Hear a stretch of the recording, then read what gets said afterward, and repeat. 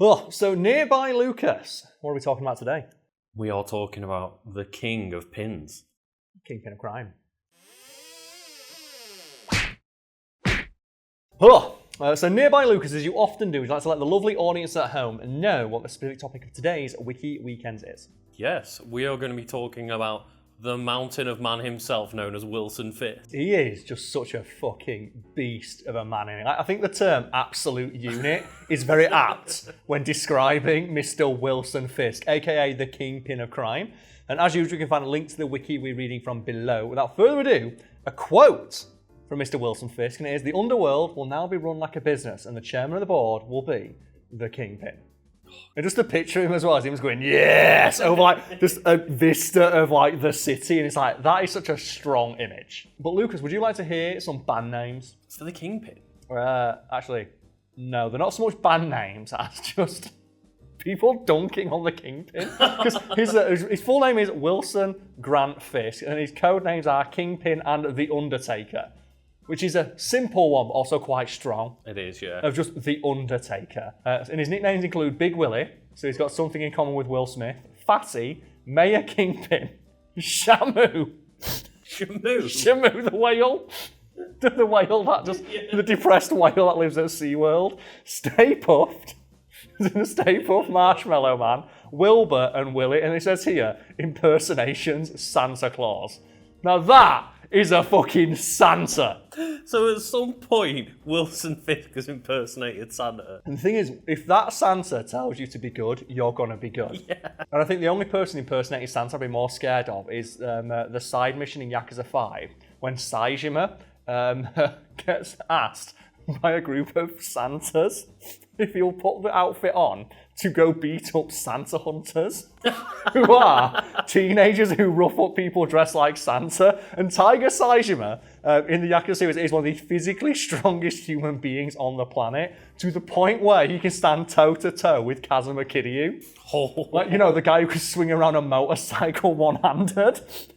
And he dresses like Santa and gets accosted by these guys, and you can do heat moves on people dressed like Santa. Oh, yes. A clip of which is no doubt going to play after this sentence finishes.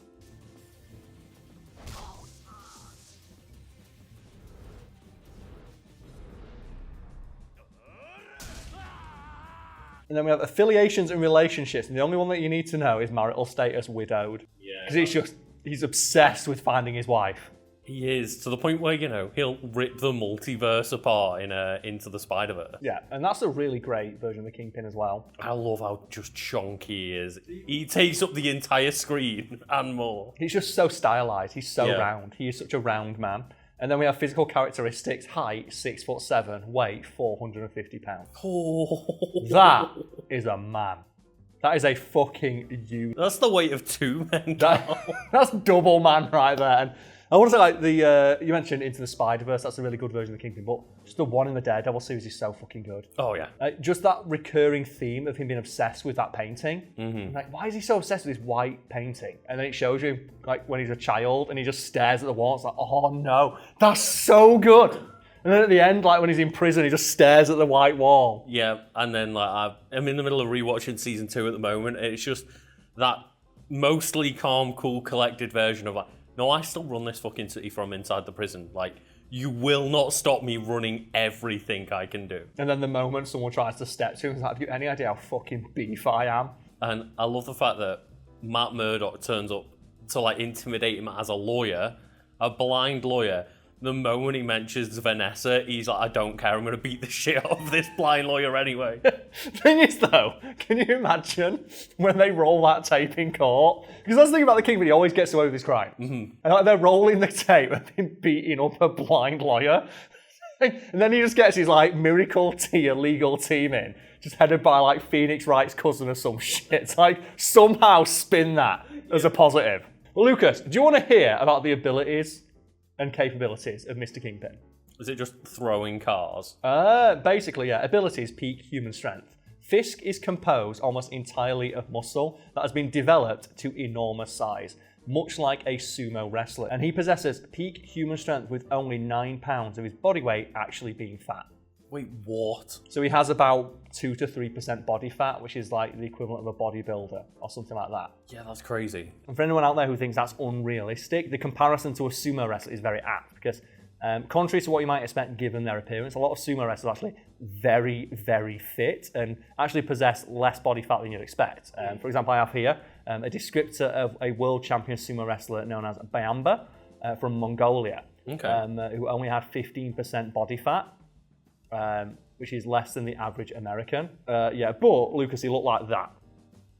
So he looks like a sumo wrestler. When that picture was taken, he actually had 11% body fat. Bloody hell. Yeah, and he weighs 365 pounds. But I'd still be scared if I was a sumo wrestler and Wilson Fisk rocked up. His vast bulk shields him from many forms of injury, providing either padding or causing penetrative wounds to only strike him in a relative superficial manner. A master martial artist, Fisk has extraordinary skill in hand-to-hand combat, specialising in a number of martial arts, including sumo wrestling, judo, and hapkido. His fighting skill, strength, and agility make him a match for the likes of Spider-Man and Captain America in unarmed combat. And that's the thing, you'd think a man of that size wouldn't be able to move quickly enough to, like, hit Spider-Man. That's when you go back to, like, sumo wrestlers, though, and it's, like, explosive bursts of speed and power. It's like, when you see a sumo wrestler, and it's like, those matches are over in 5 seconds, but in that 5 seconds, they move, like, 6 foot across the arena from, like, a full crouching position, then lift someone up who weighs 400 pounds and hurl them, like, 30 feet through the air.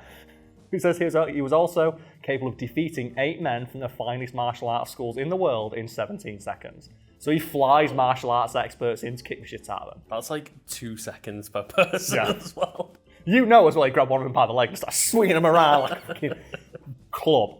Criminal genius. Fisk is a criminal genius and highly skilled planner and organizer. He employs numerous henchmen, scientists, and even superhumans, all of whom are fiercely loyal to him due to dedication, fear, or both. So you fear the man who beats up Spider-Man on the reg. Yeah. And who frequently goes to the top of a giant building that he owns, start bollock naked, and wrestles Nazis to prove he's superior. And also the man who will probably, like, you know, crush your family's head with his single bare hand if you do anything to piss him off. Oh, it says here, multilingual. Fisk is fluent in English, Spanish, Mandarin, Japanese, Russian, and various other languages. And Japanese is the most important one there, because Wilson Fisk is canonically a huge fucking weeb. Yeah, he is, yeah. Because whenever you see his, like, office in any form of media in which he appears, it's always got, like, samurai armor and all that bollocks. Yeah. Then we have physical strength. Kingpin possesses peak human strength and regularly engages in intensive exercise. As an Olympic weightlifter, he can press approximately 650 pounds. However, he is virtually as strong as it's possible for a man to be without being strictly classified as superhuman. And then Lucas, weakness, dedication to his wife. Yeah. How is that a weakness? That he loves his wife? Because normally she's either left him or dead. And he's so obsessed with getting her back that it gets in the way of his shit. That's fair, yeah, like when Matt Murdock mentions it, he just beats the shit out of it. The thing is, I hardly see that as a weakness, though, when it sends him into, like, a Wolverine-esque berserker rage that cannot be stopped. Oh, yeah, but Into the Spider-Verse, when he's just ripping universes apart and gonna just destroy the entire planet to try and just steal a Vanessa out of a different multiverse. I respect that hustle, though. I'm gonna steal my wife. Paraphernalia, he sometimes carries a walking stick which contains a concealed laser beam. A laser beam? I thought you were going to say a sword. It has enough energy to vaporize a handgun. I like how it specifies that, which means he must do it. Yeah. Like, people come in with a gun and he just It's like, fuck you. like Homelander does. Where he just melts guns in people's hands. Oh, yeah.